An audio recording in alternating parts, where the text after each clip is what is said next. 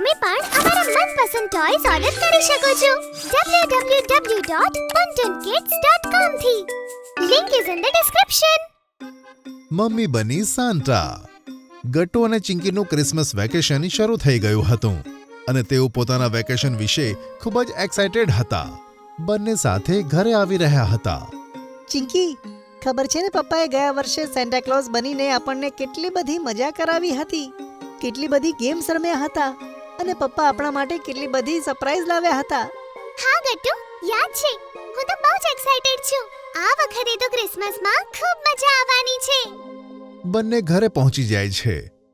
ઘરે પહોંચતાની સાથે જુએ છે કે પપ્પા પોતાની બેગ રેડી કરે છે અને ક્યાંક જવાની તૈયારી કરતા હતા. અરે પપ્પા, તમે ક્યાં જાઓ છો? ગટ્ટુ, ઓફિસના કામે મારે 3 દિવસ શહેરની બહાર જવાનું છે. તેના માટે જ હું બેગ પેક કરી રહ્યો છું. શું? પણ પપ્પા, કાલે ક્રિસમસ છે, એટલે આ વખતે સેન્ટા બનીને તમે અમને એન્જોય નહીં કરાવડાવો? ઓહો, અરે હા બેટા, આ વખતે હું સેન્ટા નહીં બની શકું. મને માફ કરજો, પણ હું પાછો આવીશ ને તો ચોકલેટ લેતો આવીશ.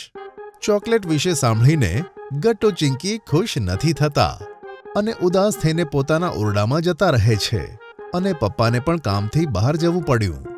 સાંજે મમ્મી ગટ્ટુ અને ચિંકીને ખુશ કરવા માટે તેમની મનપસંદ ડિશ બનાવીને તેમના રૂમમાં જાય છે કે જ્યાં તેઓ ઉદાસ બેઠા હોય છે.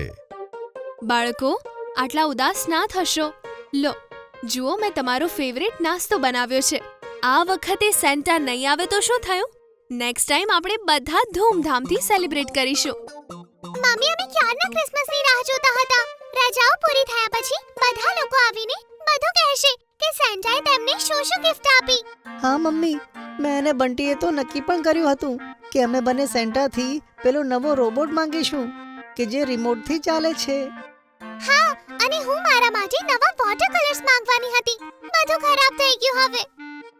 બાળકો, આવું ના કહેવાય. લો, પહેલા નાસ્તો કરી લો. ચિંતા ના કરો. જ્યારે પપ્પા આવશે ત્યારે તે તમને બધું દેવડાવશે. ઠીક છે?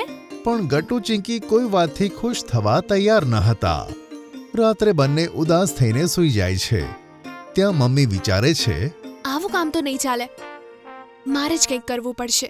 રાત્રે 12 વાગતા જ ગટ્ટુ અને ચિંકીને એક અવાજ સંભળાય છે, જેના કારણે તેઓ ઉઠીને રૂમની લાઇટ ઓન કરે છે અને તેઓ શું જુએ છે કે આખો ઓરડો બલૂન્સ અને લાઇટથી સજેલો હતો અને એક ક્રિસમસ ટ્રી પણ ત્યાં હતું. ઓ વાવ, શું સરપ્રાઈઝ છે! પણ આ બધું થયું કેવી રીતે? ખબર નહીં ચિંકી, હું પણ તો સૂઈ જ ગયો હતો ને. ત્યાં જ મમ્મી રૂમમાં સાન્તા ક્લોઝનો ડ્રેસ પહેરીને આવે છે. તેમણે સફેદ દાઢી, લાલ રંગની ટોપી અને ડ્રેસ પહેર્યો હતો.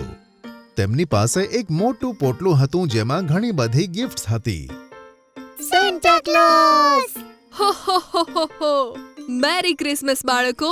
સેન્ટા ક્લોઝનો અવાજ સાંભળીને ગટ્ટુ અને ચિંકી સમજી જાય છે કે તે બીજું કોઈ નથી પણ મમ્મી છે. પણ તેઓ કંઈ પણ કહેતા નથી. સેન્ટા ક્લોઝ, તમે અમારા માટે શું શું લઈને આવ્યા છો? હા, સેન્ટા, તમે અમારી માટે ચોકલેટ્સ લાવ્યા છો ને? હો હો હો! એક નહીં પણ ઘણી બધી વસ્તુ છે બાળકો. અને માત્ર ચોકલેટ્સ જ નહીં, હું તમારા માટે એક સરપ્રાઈઝ ગિફ્ટ પણ લાવ્યો છું. હો હો હો! પણ જો તમને તે સરપ્રાઈઝ ગિફ્ટ જોઈએ તો તમારે અમુક પ્રશ્નોના આન્સર આપવા પડશે. જે પહેલા જવાબ આપશે તે જીતી જશે. પ્રશ્ન? વાહ, તેમાં તો ખૂબ મજા આવશે. શું છે તે પ્રશ્ન, સેન્ટા? તો કહો, રંગબેરંગી રેનબોમાં કેટલા કલર્સ હોય છે? ગટ્ટુ અને ચિંકી જવાબ આપવાના જ હતા. ત્યાં જ ચિંકી પહેલા જવાબ આપે છે. હું કહીશ 7. એકદમ સાચું. આલે ચિંકી, તારું સરપ્રાઈઝ ગિફ્ટ. ખોલીને જો ચિંકી, શું છે તેમાં? વાવ, હું હમણાં જ આને ખોલું છું. ચિંકી ગિફ્ટ ખોલે છે તો તેને તેમાં વોટર કલર્સ દેખાય છે. વાવ, આ જ કલર્સ તો મારે જોઈતા હતા. યપ્પી! હવે મારો વારો સાન્ટા. મને સવાલ પૂછો ને પ્લીઝ. હા હા ગટ્ટુ, બીજો પૂછું છું. હો હો હો! તો તારો સવાલ તે છે, કહે ગટ્ટુ, તાજમહેલ કોણે બનાવ્યો હતો? ઓ યસ યસ, શાહજહાંએ. મને ખબર છે. યે, લાવો સાન્ટા મારું ગિફ્ટ. હો હો હો! એકદમ સાચો આન્સર ગટ્ટુ. આ લે તારું ગિફ્ટ. વાવ, શું છે આમાં? ગટ્ટુ જલ્દીથી પોતાની ગિફ્ટ ખોલીને જુએ છે. વાવ, આ તો રિમોટ કંટ્રોલ રોબોટ છે. કેટલો મસ્ત છે. હું સ્કૂલે જઈને બંટીને બતાવીશ. યે!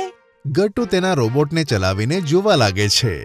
બાળકો, મારી પાસે તમારા માટે બીજું કંઈક પણ છે. તે શું સેન્ટા?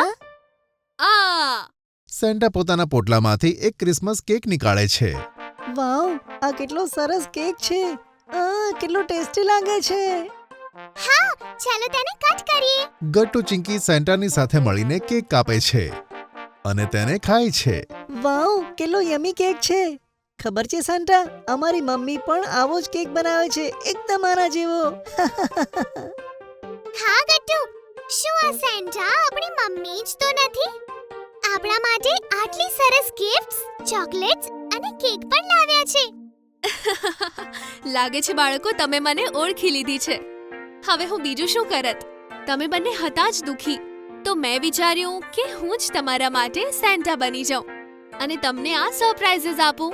ત્યારે જ તમે સૂઈ ગયા પછી મેં આ બધું ડેકોરેશન કર્યું અને આ બધો સામાન લઈને પણ આવી અને આ ટેસ્ટી કેક પણ બનાવ્યું. અમે તો તને ઓળખી જ ગયા હતા મમ્મી. વાલી mummy, you are the best. હા મમ્મી, ખરેખર તમે અને પપ્પા બંને ખૂબ સારા છો. Thank you mummy. અમને બંનેને આ સરપ્રાઈઝ ખૂબ જ ગમ્યું છે. આઈ લવ યુ મમ્મી.